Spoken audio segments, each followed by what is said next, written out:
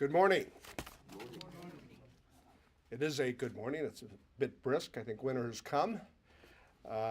As Congressman Valadale had indicated, I'm Congressman Costa from the 16th Congressional District, and we are neighbors, and we do share a great deal in common, including a very robust and important Armenian community.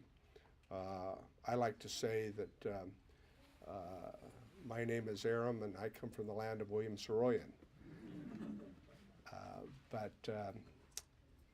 This Armenian Orphan Rug and the unveiling of it is significant.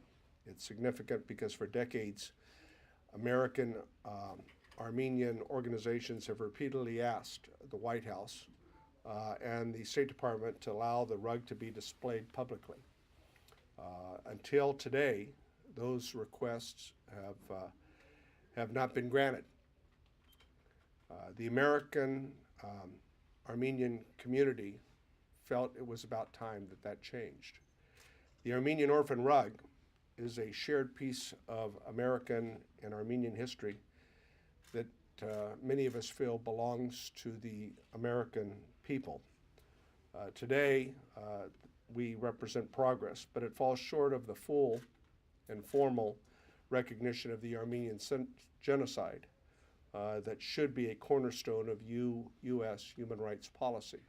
And for those of us who have been constant supporters of the recognition of the genocide, obviously we won't be satisfied until someday that takes place, because the Armenian Genocide was the first genocide in the 20th century.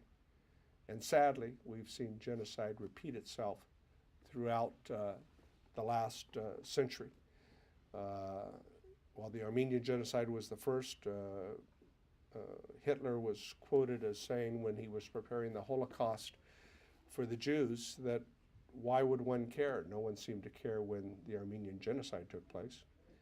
And still today in modern day history, we see genocide taking place in parts of Africa and Asia and South America. So last year, I, along with some of my colleagues, Congressman Valadale, Congressman Schiff, and other members of Congress, sent a letter to the administration, and we sent another letter this year inquiring about reports that this pivotal icon related to the Armenian Genocide that had been blocked from being exhibited be exhibited. This historic rug, as many of you know, was hand-woven by orphans of the Armenian Genocide, and was made in an American-sponsored orphanage run by U.S. charity that was created by an act of Congress.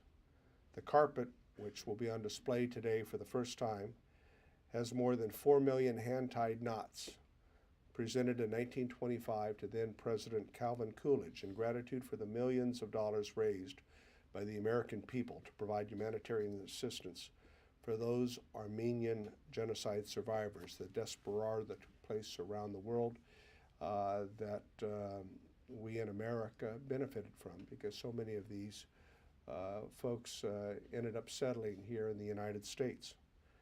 So the Armenian Orphan Rug not only symbolizes the terror and struggles that were faced by Armenian people, but also their fighting spirit, their tenacity, their determination to survive, and that rich heritage that has been brought on from one generation to another. The power of the human spirit is strong and steadfast, and many of us believe it is represented by the Armenian Orphan Rug.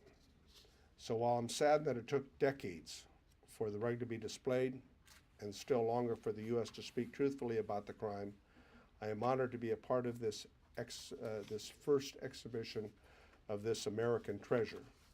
So it is a good day for all the reasons that have been stipulated. My colleagues who have been a part of this effort, I think, know that if you stay at something long enough, ultimately you're successful. And I think that's the lessons that we take from today's effort to finally display this very important piece, this icon of American Armenian history. So thank you very much, ladies and gentlemen.